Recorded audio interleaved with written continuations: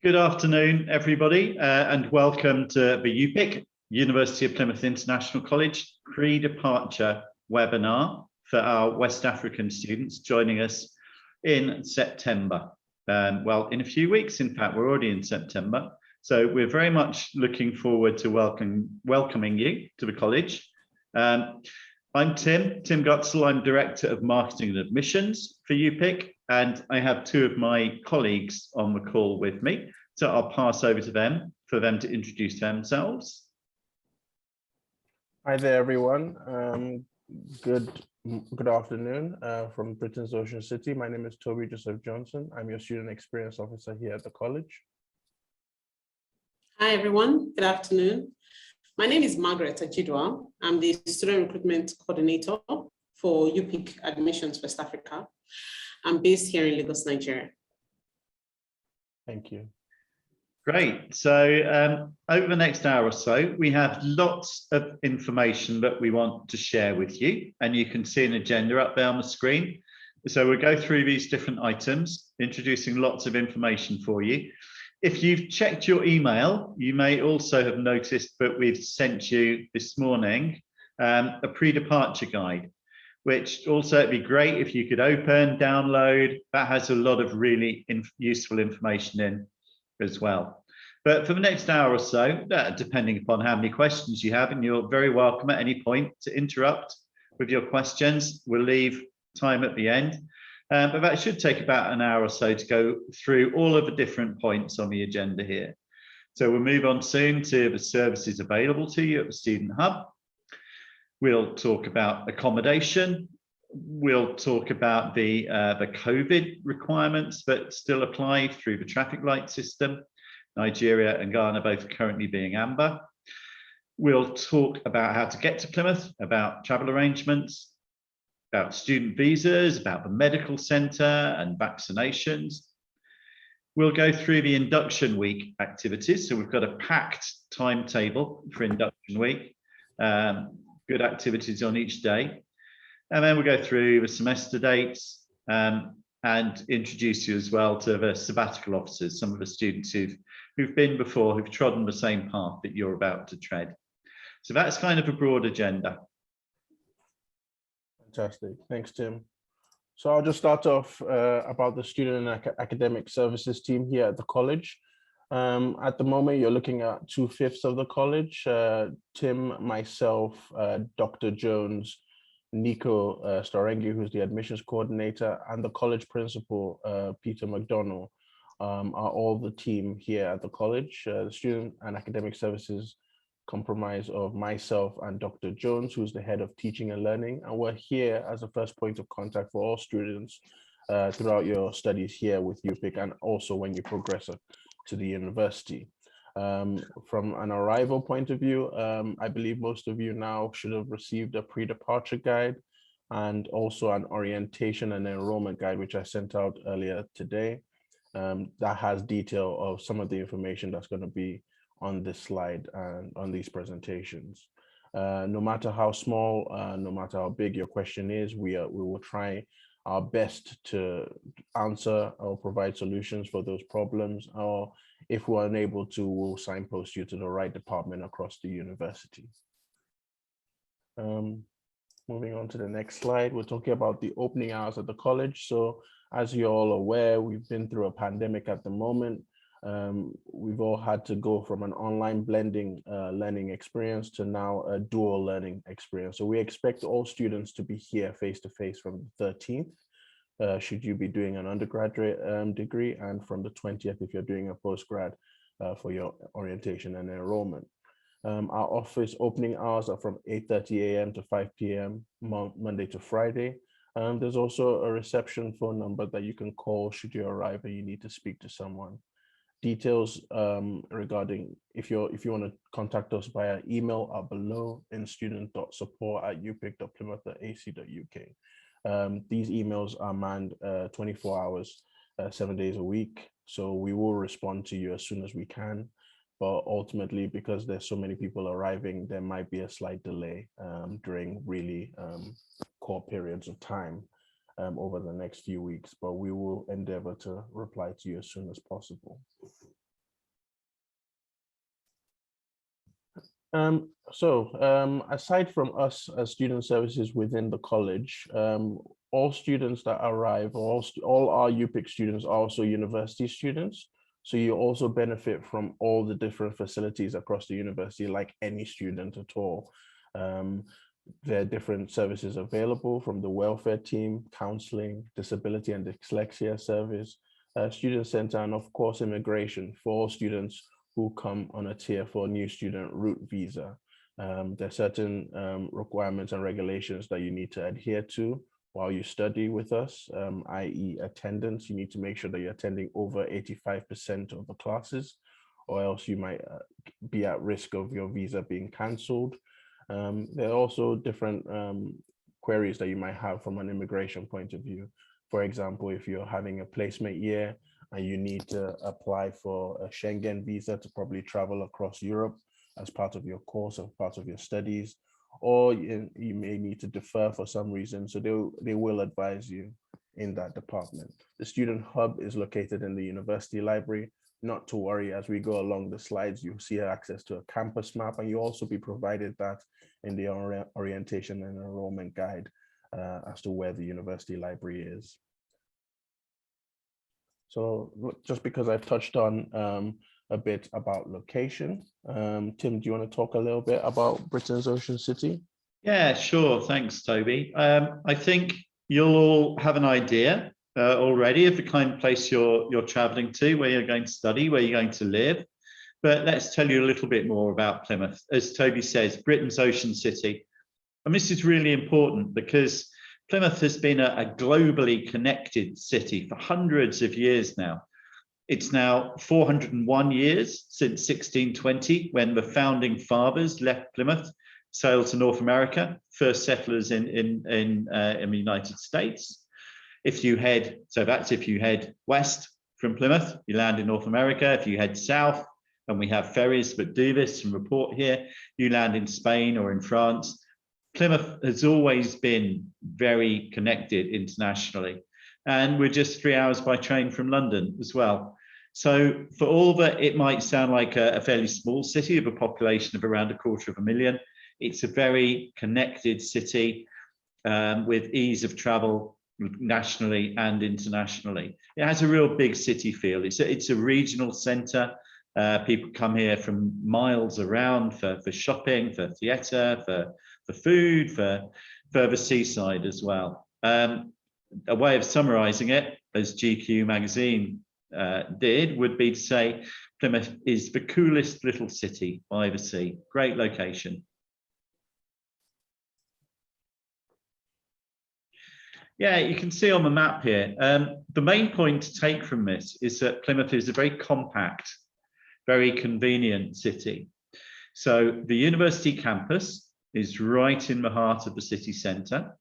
UPIC, the college, is right on the edge of the university campus and directly across the road from the railway station. So if you arrive by train, it's literally a 2-minute walk from the station to the college, and then you're already on the university campus. If you step off the campus, it will take you 5 minutes to walk down through the city centre, where all the shops and cafes are located, and then another 5 minutes and you're on the seafront. So on the green space of the Hoe, looking out to sea, all of that within 10 minutes walk of the college. So really convenient location, with all of the student accommodation as well, located immediately around the campus. So there's no need to use public transport. Everything is a very short walk away. So the fastest way of getting around is on foot. So I know none of you would do this, but if it came to it, you could actually wake up at 5 to 9 and still make it to your 9 o'clock lecture. Although of course you'll all be up at 5:30 doing preparation. I know that. Karima is laughing at the bottom there. She's probably had that situation once or twice during her time here. She's laughing at the idea of 5:30. It was 4:30, wasn't it? And this leads on to the virtual tour. So I'll just come out of here and I'll give you all an idea of what to expect, what the city looks like, in actual fact. Bear with me while I just change my screen.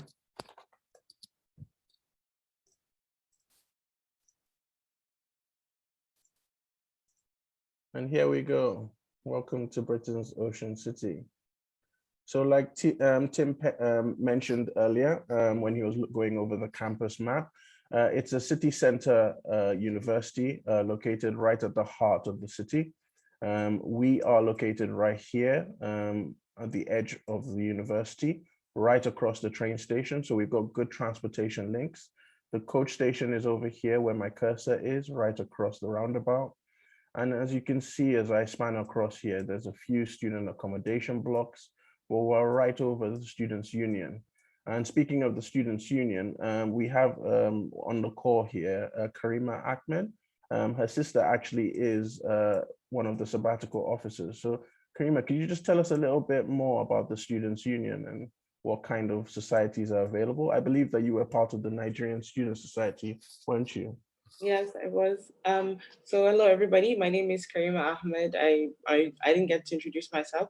So basically, the Students' Union is actually a great way for you to expand your reach on interests and also your personal experience as well. So when I came in first year, I joined the Nigerian Student Society. I joined the Korean Pop Music Society. I joined Badminton Islamic Society as well. So there's so many societies with so many points of interest. And the best part is, if you're not happy with the kind of societies that you see, you can get a few students to sign a petition and you can make your own society. So everybody has a way of like having some form of representation.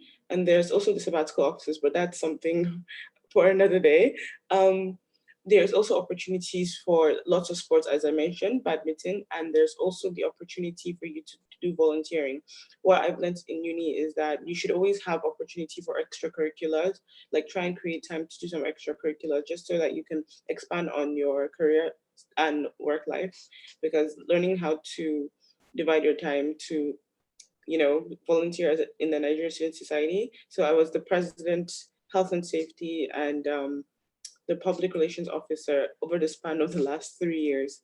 And it was quite interesting to do all of these different roles. And while I put them all on my CV, I've learned so many skills and also had employment opportunities because of it. So definitely come to the SCO and speak to someone.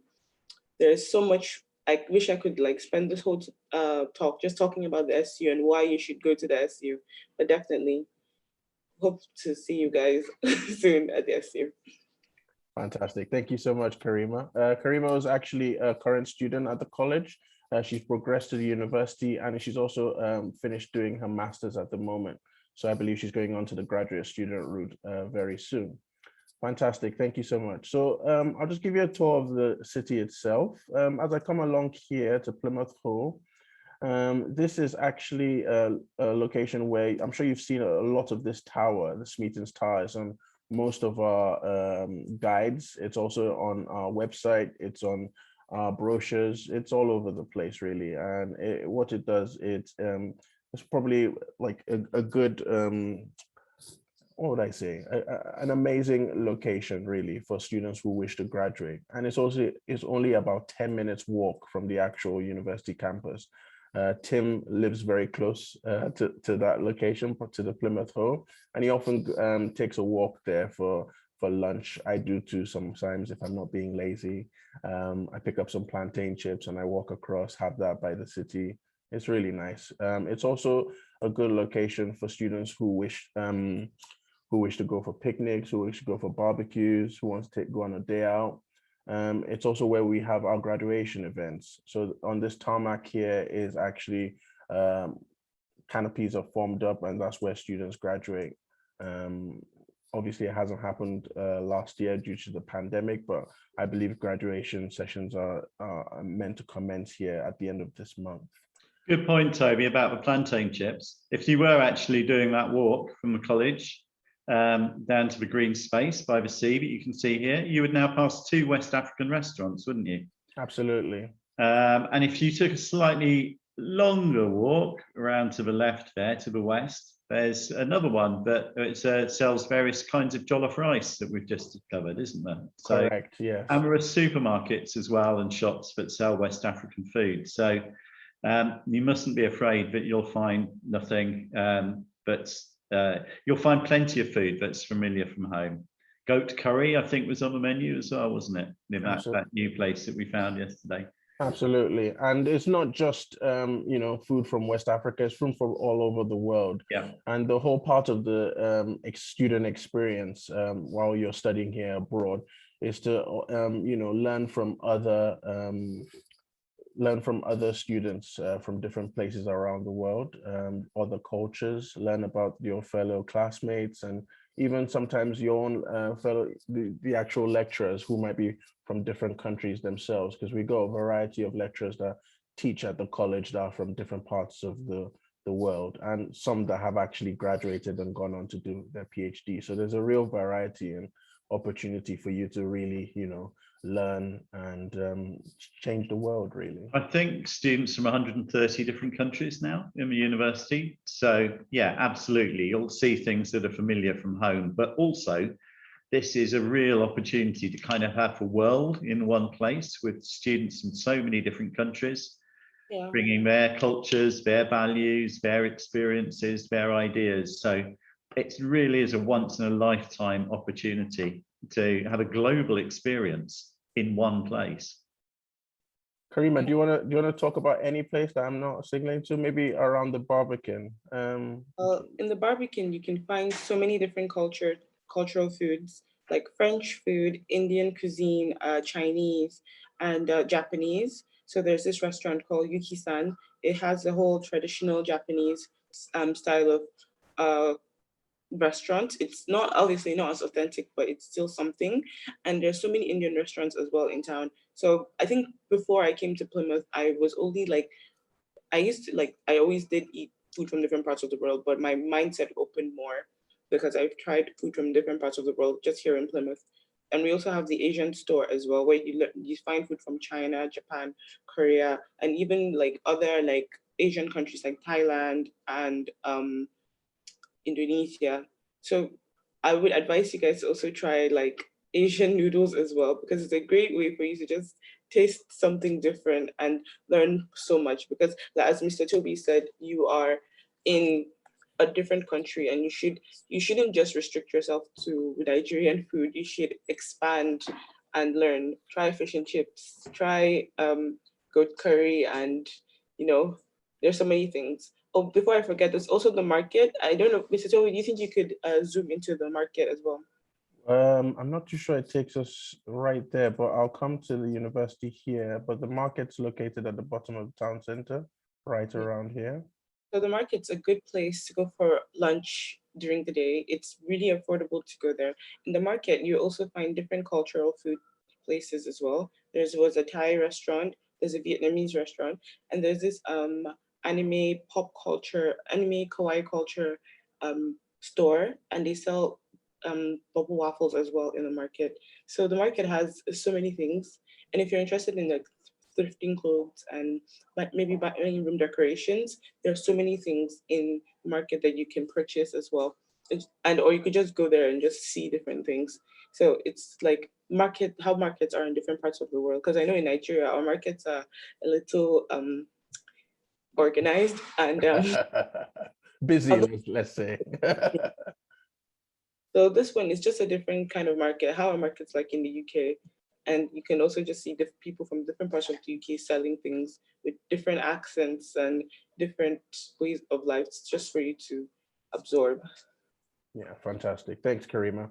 And we've mentioned that, there's different cultures from all around the world, but obviously we're in Europe at the moment. So with that in mind, there's also some interesting transport links from Plymouth to other European cities, such as France and Spain.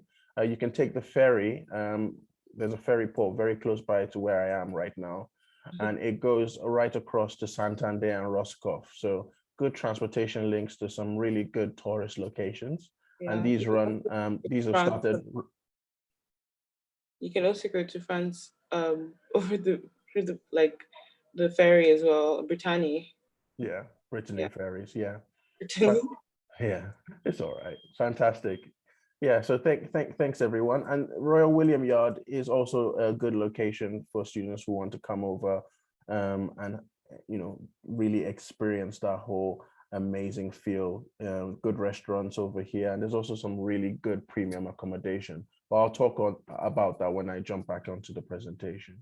So yeah, what I'll do is I'll pop a copy of this link into the chat. So feel free to go exploring yourself and, you know, really get a feel of where you're coming to.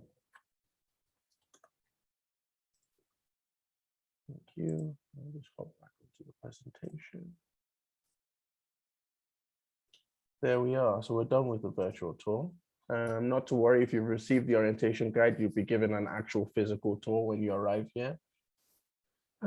And also the recording of this pre-departure webinar will be on our YouTube channel. So please feel free to jump on that and have a look at some of the other interesting content we have on there. Accommodation. So our accommodation provider is Clever Student Let's. It's not compulsory that you use them, but the reason why we recommend students to use Clever Student Let's is because they have their tenancy agreements suited to our study periods. So some of you will be on a foundation for 2 semesters, some of you might be for 1 semester, some of you might be for 3 semesters. And what they do is they organize your tenancy agreement towards these time periods. So you're not in a situation where you're paying for a whole year's contract when you're actually studying for 8 months. They also have accommodation around 5 to 10 minutes across the campus. Ensuite accommodations is available. Complimentary bedding packs are there. They also do some food packs for students who will be isolating. I believe Nigeria is on the amber list at the moment. So when you arrive, you will need to self-isolate for 10 days. There's information about that and what you need to do in the pre-departure guide that was sent by Tim this morning. So please do have a read of that later on. The other advantage is the accommodation in Plymouth generally, not just through Clever Student Let's, but right across the city, is really affordable. So you won't be paying anything close to the prices you'd be getting up in London, in central London. The prices range from anywhere from £90 a week and above. And you have that real varied accommodation in the sense that you've got ensuite, you've got studios, you've got situations if you want to live in a shared house with other students. Shared houses go from anywhere from 3-bedroom house to all the way to a 10-bedroom house. It really does depend on your choice. And to make an application, you just use the link at the top there, upic.navitas.com/accommodation, and you can make a booking. I mean, look how nice that accommodation is, man.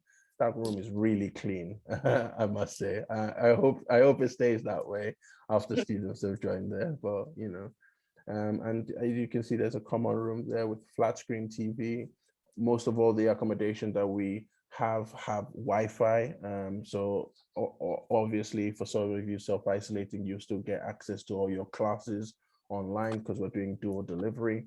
And you also have Wi-Fi to, you know, watch probably your Netflix shows, your Amazon Prime shows, and just catch up with family back home via Zoom to know that you've arrived safely.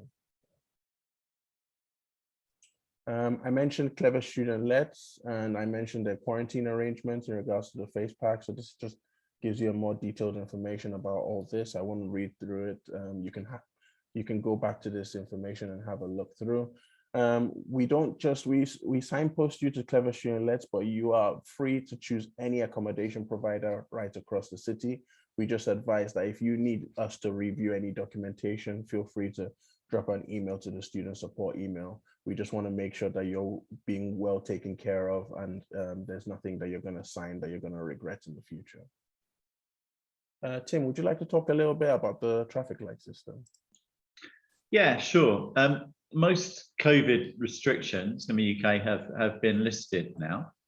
But what the UK government is doing is running a kind of traffic light system for different countries, and countries move between red and amber and green according to the current situation with the pandemic in most countries.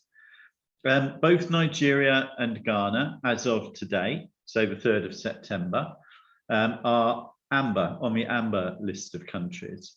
So the particular rules that apply to that, and you can read those for yourselves. You have the URL there for the latest government guidance, and it's important to check that out because these rules do change. But as we stand today on the 3rd of September, People traveling from an amber list country like Nigeria and Ghana, before you travel to England, you have to take a COVID-19 test in the 3 days before you travel to England. Book and pay for a COVID-19 test to be taken on arrival in England, and you have to complete a passenger locator form. So you have to do those 3 things before you travel, whether you're fully vaccinated or not.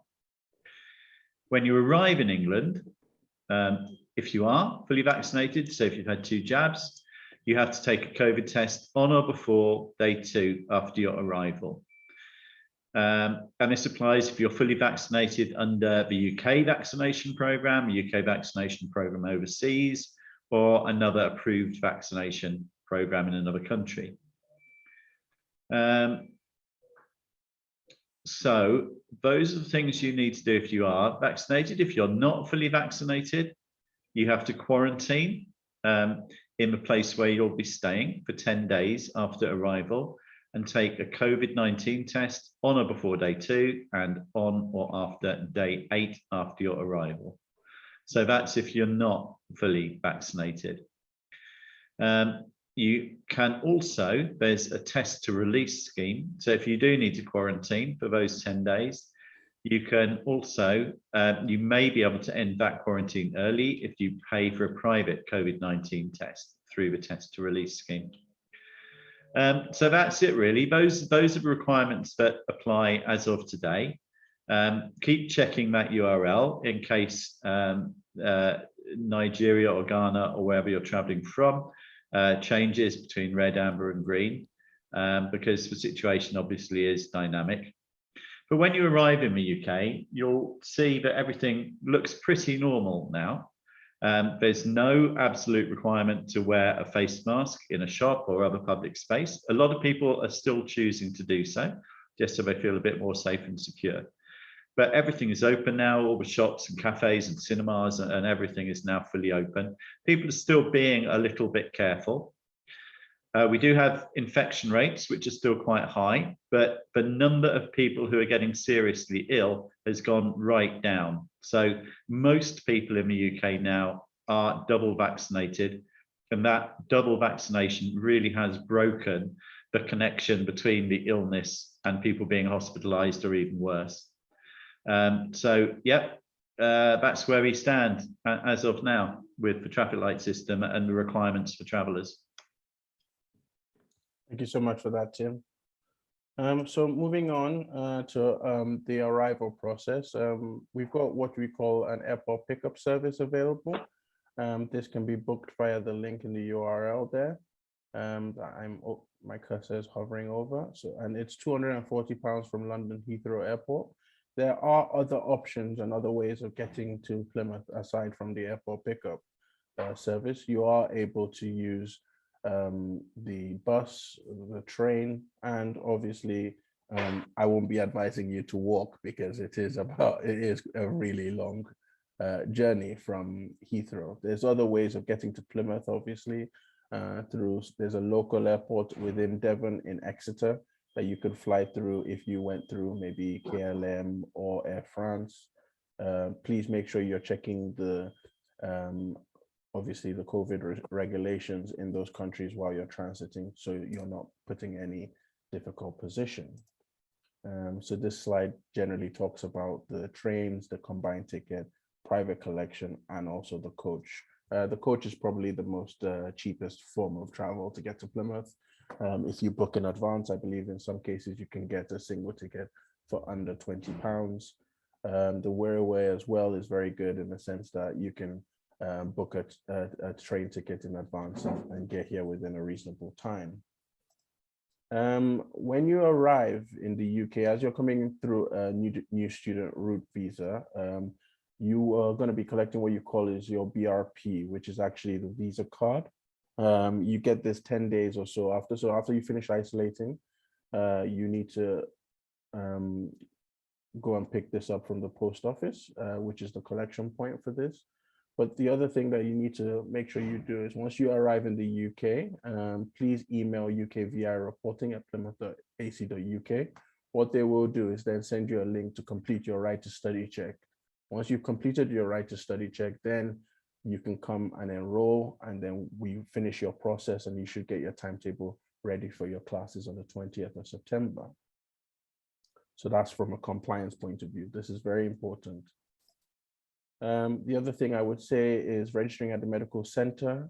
So we're going through a pandemic, so it's very important that your health is up to the right level. To do this, you need to register at the medical center via the link here. Details of that is in the pre-departure guide, so feel free to have a read, or else take the link here and register. They will ask you for your BRP, so you might need to wait until you've collected that before you finish registering for the medical center. Tim touched upon vaccinations earlier.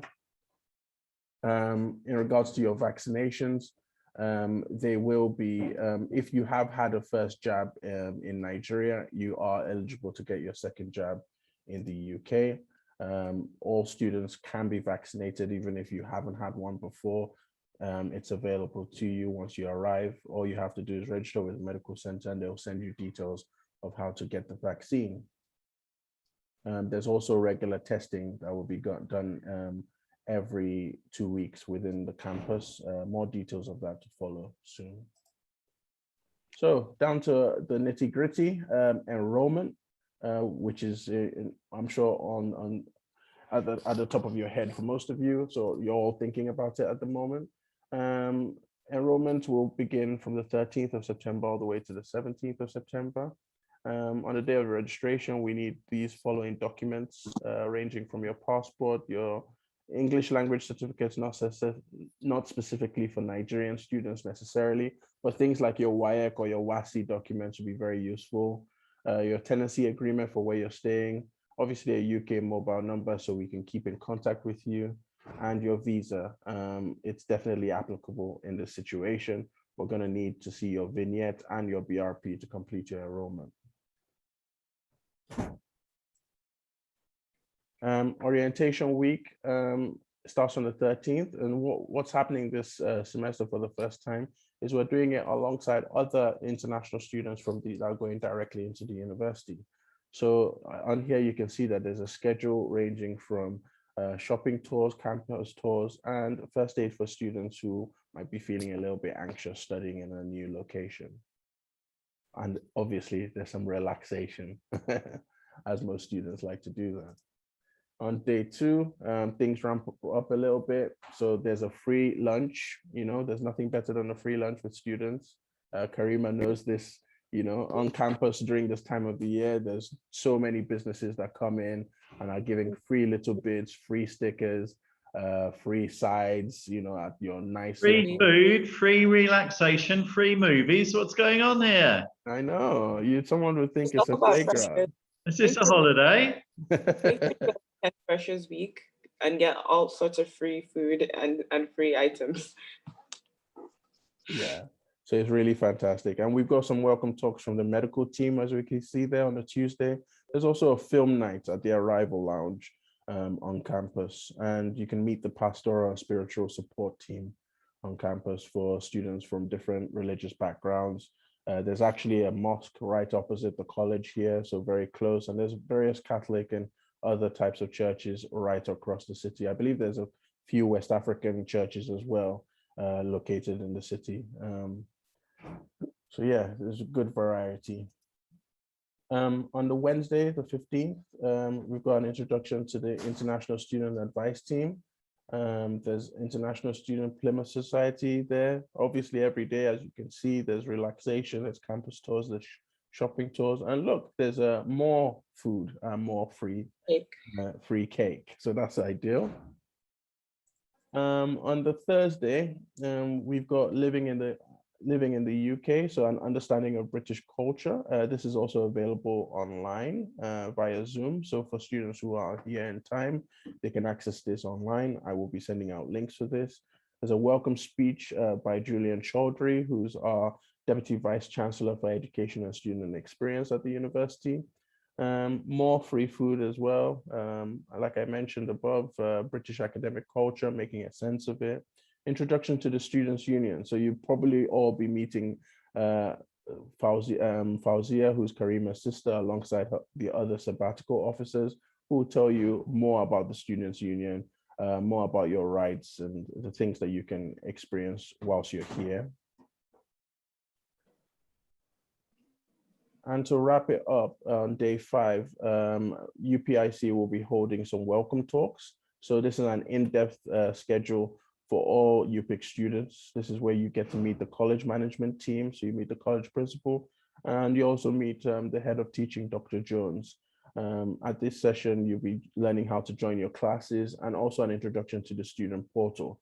So the student portal, what we call access.navitas.com, which is Moodle, has information for you to reply to your emails, check up on your finance, contact myself for student support, contact your tutors, and even join the student council if you want to. If you want to have a voice, you are able to through the student council. So Moodle is a very good resource. You're going to be using it every day.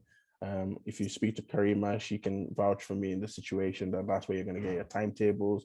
That's where you're going to be getting your results. Ultimately, maybe whether or not you come out with a first class. I'm sure all of you will be coming out with first classes by hopefully if you put all your attention to it and work hard. I'm sure you would achieve the best grades that you can. And on the weekend, there's some more activity. So it doesn't just stop there from Monday to Friday. On the weekend there, you can see that there are harbor cruises. So what, like, where else can you boast that you're going to university abroad and you can go on a boat cruise during your orientation week? I think that's really exciting. And, you take the boat from the Barbican right across the actual Plymouth Sound is what you call, where the lighthouse is by Smeaton's Tower, maybe to Royal William Yard and across. It's a 2-hour cruise. So expect to have lots of fun and really take a good tour of the city and what it's about. There's also some taster sessions from the sporting department at the university. So you can see badminton taster session, basketball, and obviously there's more relaxation, and I'm sure there'll be some more free food at this point. Toby, can I just say I'm a relaxation? Because I sounded like I was joking about that before, and I was a little bit, but there is a serious point here. So we understand that you're coming from a different country, perhaps for the first time. You're experiencing lots of things which are new.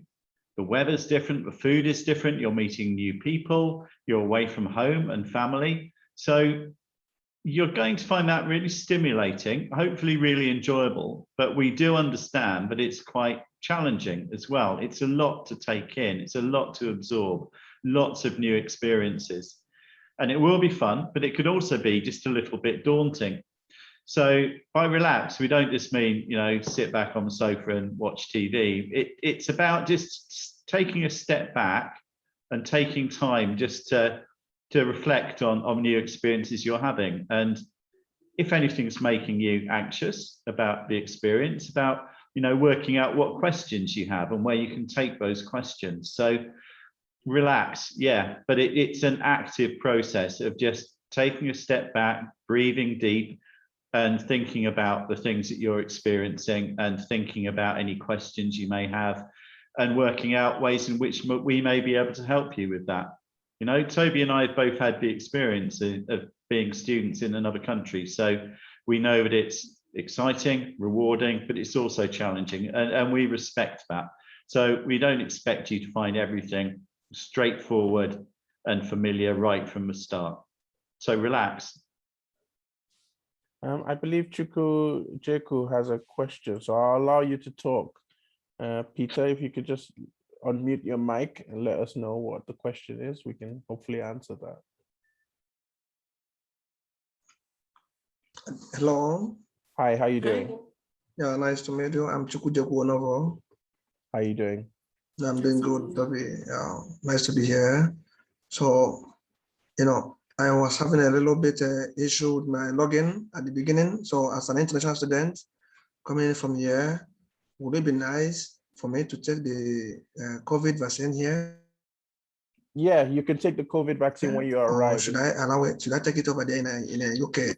It's completely up to you. You can take it. You can take one back home in your home country. It's absolutely it's your right to. And then hopefully you can take the second one when you arrive here. If you want, you can wait until you get to the UK and take both of them here. It's up to you. It's not a problem. Okay, nice. Okay, nice. Yeah, thank you. Fantastic. Yeah. I'll just carry on with the presentation now. Thank you so much. Yeah. Right, so yeah, thanks for that, Tim, on the relaxation bit.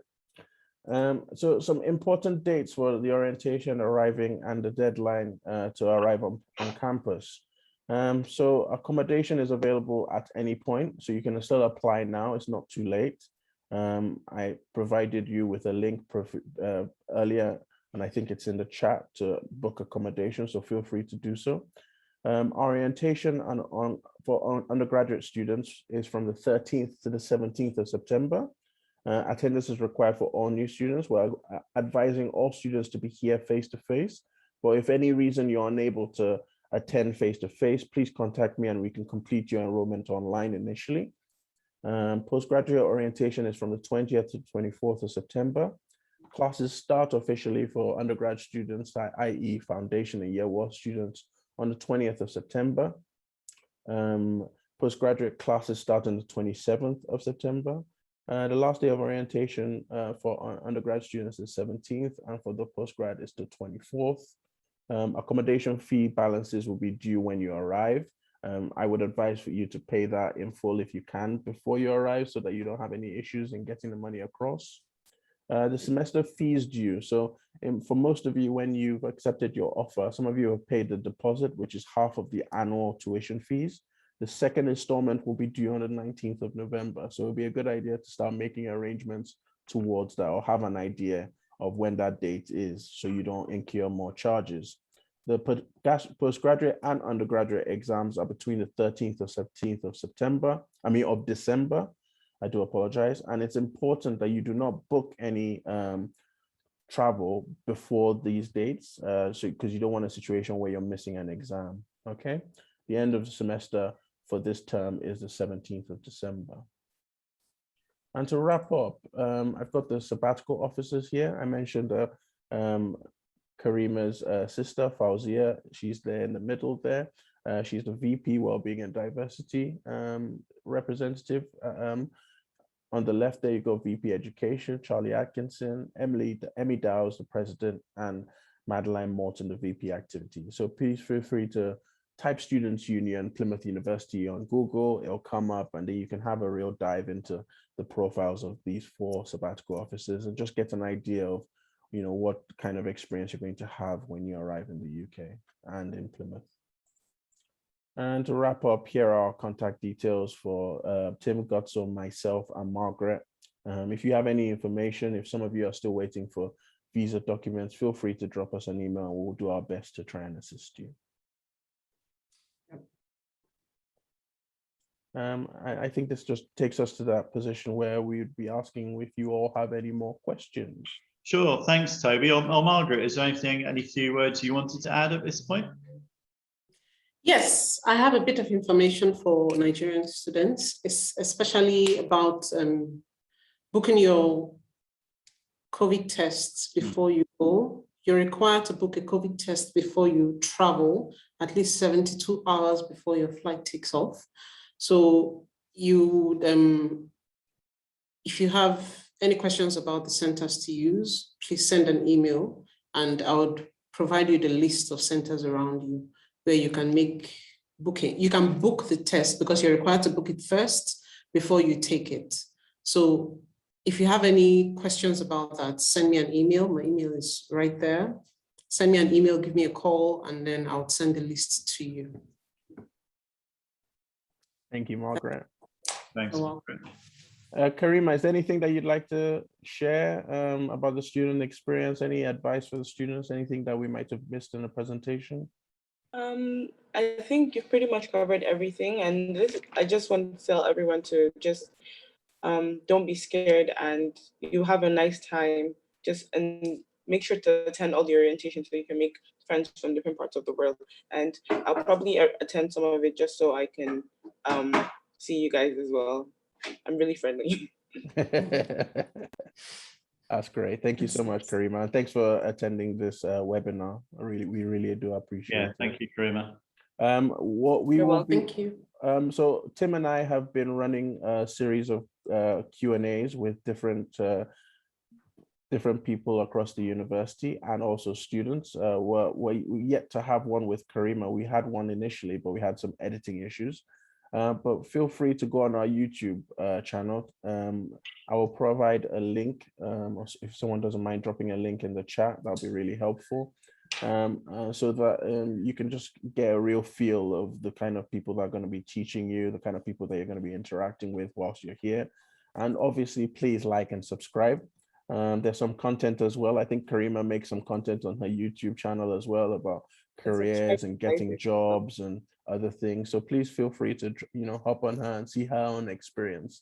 So it's not like we're forcing her into this webinar just to say the nice things about us. You can see for real that, she has had a good time, and she'd like to, project that onto yourselves as well. Great. So I guess any questions, anybody?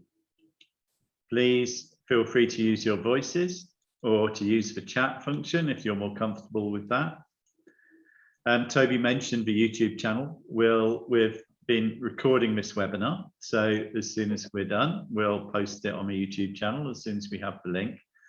So if you want to go back over anything, you're very welcome to do that.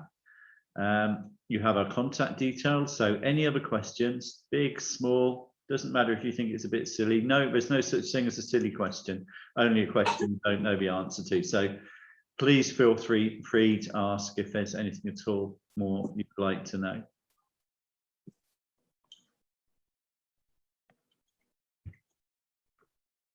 I think we've bombarded people with so much information, Toby. Yeah, it seems like it, definitely. Thank you. Thanks for that, Karima. I think Karima has popped on her YouTube channel as well. So I occasionally do any advice. And also, I also work at the library reception as a student ambassador.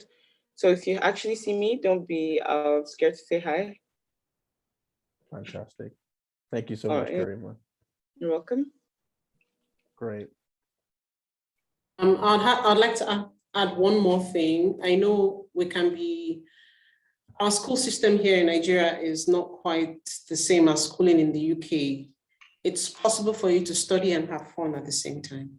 So when Tim and Toby are insisting on relaxing, it is possible to relax. So when you get there, if you're anxious, afraid, unable to ask questions, or unable to just go with the flow, take a deep breath. Remember, you're in a very interesting environment. So really do relax. It's not as tough as it looks. Yeah, don't do a burnout, because it's not going to be worth it. You have time to rest as well. Yes. So please, don't be afraid to ask questions. You're going into a new environment, so please don't be afraid to ask questions. If you need information about anything, walk up to the ambassadors, walk up to Toby, walk up to Karima. If you see Tim, you can walk up to him as well and ask the question. They would not mislead you. They would always give you the answers they know you need, because everything is working towards making sure that you come out with the best possible experience. You'll recognize me in college because I'll be the one wearing the dodgy shirt. But seriously, what we're all here for is to support you to succeed. More than 90% of our students do progress from the college to the university. More than 90% of our students graduate. So it's more of a partnership, We're here to support you. If you put the effort in, we'll back you all the way. Exactly. And we really look forward to meeting you. Fantastic. I think we can wrap up there. But yeah, thank you so much for everybody who has attended in our participant list. Thank you, Tim. Thank you, Margaret. And thank you to Karima for joining us today. And yeah, we'd just like to say goodbye from Britain's Ocean City. and hopefully looking forward to seeing you all in the next coming weeks. But feel free to contact us if you have any more queries or if there's anything that we've missed in this presentation. Yeah, thank you, everybody. We look forward to seeing you soon. All the best. Thank you, Margaret. Thanks, Toby. You're welcome. Bye. Bye, everyone. Bye, everybody. Bye.